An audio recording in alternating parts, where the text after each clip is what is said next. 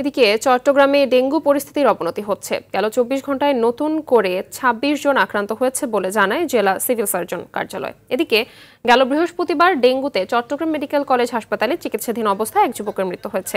এ নিয়ে চট্টগ্রামে এখন পর্যন্ত ডেঙ্গু আক্রান্ত হয়ে ১৫ জনের মৃত্যু হয়েছে। বিশেষজ্ঞরা বলছেন, থেমে থেমে বৃষ্টি হওয়ায় পানি জমে সেসব জায়গায় এডিস মশা বংশবিস্তার করছে।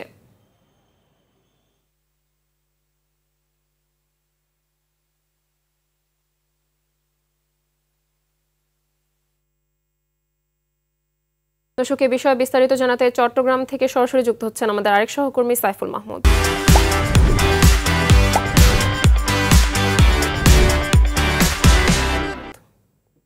সাইফুল, চট্টগ্রামে ডেঙ্গু পরিস্থিতির সর্বশেষ অবস্থা জানাবেন।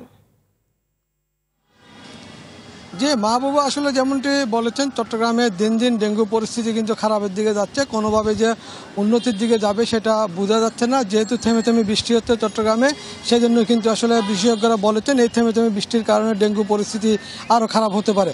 তবে আগামী মাস অক্টোবর মাসে কিন্তু পরিস্থিতি আরও ভয়াবহ হতে পারে বলে জানিয়েছেন তারা। চট্টগ্রামে গত ২৪ ঘন্টায় আক্রান্ত হয়েছেন ২৬ জন, সেই সাথে মৃত্যুবরণ করেছেন একজন। এই একজন সহ চট্টগ্রামে মোট ১৫ জন মারা গেছেন। এই ১৫ জনের মধ্যে শুধুমাত্র ১০ জনেই মারা গেছেন এই চলতি মাসে। এই ১৫ জনের মধ্যে ৯ জন নারী, ৪ জন পুরুষ রয়েছে এবং ২ জন শিশু রয়েছে। কোনোভাবেই যে নিয়ন্ত্রণ করবে সেটা কিন্তু বোঝা যাচ্ছে না। চট্টগ্রাম সিটি কর্পোরেশন বলি কিংবা উপজেলাগুলিতে বলি, কোথাও কিন্তু ওষুধ ছিটানোর যে দাবি করছেন সেটা কিন্তু হচ্ছে না। এবং চট্টগ্রাম সিটি কর্পোরেশন তারা দাবি করছেন তারা কিন্তু ওষুধ ছিটাচ্ছেন বলে তারা দাবি করছেন। তবে এখানকার জনগণ বলছে তারা কিভাবে কোথায় ওষুধ ছিটাচ্ছে সেটা কিন্তু বোঝা যাচ্ছে না। এরপর সিটি কর্পোরেশন তারা দাবি করছেন তারা ওষুধ ছিটাচ্ছেন, এবং যে ওষুধ ছিটাচ্ছেন বলে তারা দাবি করছেন সেই ওষুধের কার্যকারিতা নিয়ে কিন্তু প্রশ্ন উঠেছে। তারা যদি ওষুধ ছিটিয়ে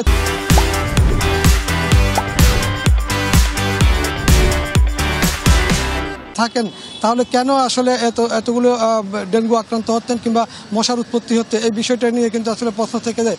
তবে চট্টগ্রাম জেলা সিভিল সার্জন জানিয়েছেন ডেঙ্গু থেকে বাঁচতে হলে অবশ্যই তাদেরকে সচেতন হতে হবে এবং রাতে ঘুমানোর সময় মশারি টাঙ্গিয়ে ঘুমাতে হবে। আমরা কথা বলেছিলাম চট্টগ্রাম মেডিকেল কলেজের পরিচালকের সাথে, তিনি জানিয়েছেন তারা ২টি ওয়ার্ডকে ডেঙ্গু ওয়ার্ড ঘোষণা করেছেন এবং সেই সাথে যারা ডেঙ্গুতে আক্রান্ত হচ্ছেন আসছেন তাদেরকে বিভিন্নভাবে সেবা দিচ্ছেন। তবে সেবা নিয়ে কোনো রোগী এখনো পর্যন্ত কোনো অভিযোগ করেনি। মাহবুবা, এই ছিল আমার কাছে সর্বশেষ সংবাদ ডেঙ্গু নিয়ে। ধন্যবাদ আপনাকে।